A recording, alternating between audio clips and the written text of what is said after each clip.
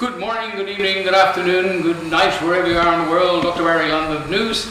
I'm going to talk about the weather. Pretty boring stuff. Now, as you probably know or don't know, I was in Ireland in end of July, 2 weeks in July and 4 weeks in August, and a trip out of Ireland over to the UK, etc., etc. And the first 2 weeks in July, at the end of July, it rained and the clouds were low and the rain was straight down. Now, I've seen a lot of summers and a lot of winters, and I'm 78, so that's a lot of summers and a lot of winters. That must be 78, maybe. It wasn't natural, but I asked a lot of people there, have they ever seen this before? And they said, no, this is the strangest thing they've ever seen, and I've never seen weather like that before, because I go over and back every 3 or 4 years for a long time. Sometimes there's a gap longer and shorter, but anyway, coming back home, and our beautiful summer, which starts on the 1st of December here, this is 2024, just in case this could be old anyway, in the future. Anyway, we had low clouds, and all of a sudden we have wet, rotten, stinking weather. Now I knew about climate change. They were worried about the world, the tides rising, it was going to get hotter and hotter, we're all going to burn to death, but they gave that up because we're actually getting cooler. So now they have climate change, and that lying, cheating bastard of a Prime Minister we have, Albanese, I can call him that because he is indicted and was and is convicted by the people here in Victoria. His paperwork is in The Hague, and of course The Hague is a very, very busy, small international court of justice.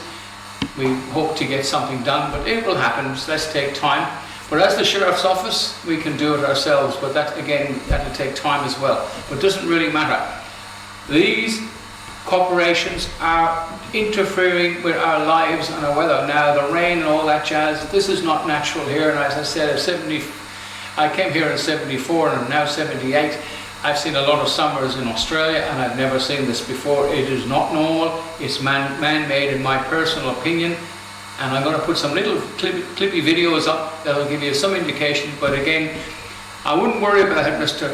Albanese and the rest of your ministers, your body corporate, right? Because the average man and woman couldn't give a continental.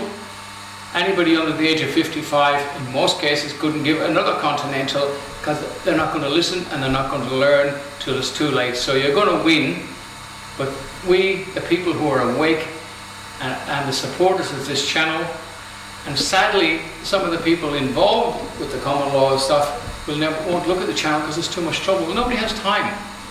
Now, I really insisted on my poor old wife to watch a video on the banking thing, and she said, oh my God. So that's all you've got to do is look, listen and learn and spread the word. You'll get knocked back a lot of times, it doesn't matter, but we've got to do something. Anyway, without further ado, I don't want to bore you to death. Let's look at some of these clips, and if you want to make a comment, do. And if you know where these machines are that are producing those clouds, find out, let me know. And we will set up a grand jury and a jury, and we will go after these people and chase them out of the bloody country, because really, unless you make a stand. Now, I'm a Donald Trump supporter, and thank God he's on his way back, and if he doesn't make it, we might as well just give up and walk away now, and believe the word is flat and walk off the edge. Stop listening to these fools that spread shit, because all they're doing is interfering with your mind.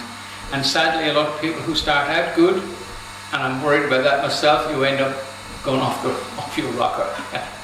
Anyway, London News signing off. Support the common law court, support yourselves, and make sure you spread the word and get out from under the veil of criminality. Bye for now. Has caused damage in several regions across Lebanon. In the north, heavy rainfall flooded plains, trapped families in their homes and destroyed camps for Syrian refugees. Now, this is becoming a yearly occurrence blamed on global climate change. Sana Holla reports from Akka in northern Lebanon. For 3 days, this low-lying coastal area in northern Lebanon was inundated when nearby rivers overflowed during heavy rains. The waters may have receded, but people's lives have been turned upside down. Every year they make promises and do nothing. They don't care about us. As you can see, we are not able to deal with this crisis alone. Days of heavy rain transformed roads into rivers of mud. People here say the floods is the worst they've seen in years, and it's now happening each year.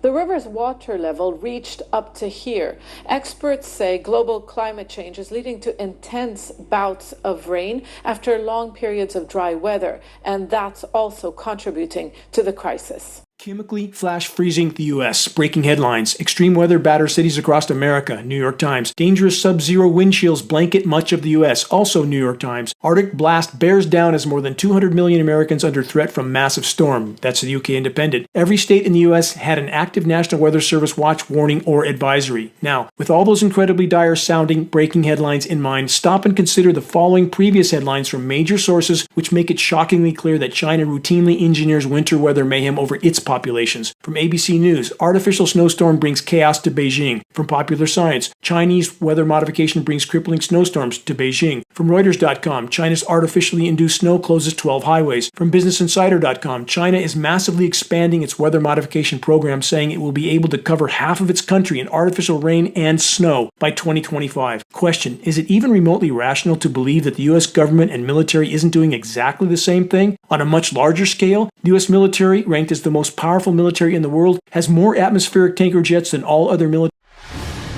It lays the predicate and the foundation for the development of a weather satellite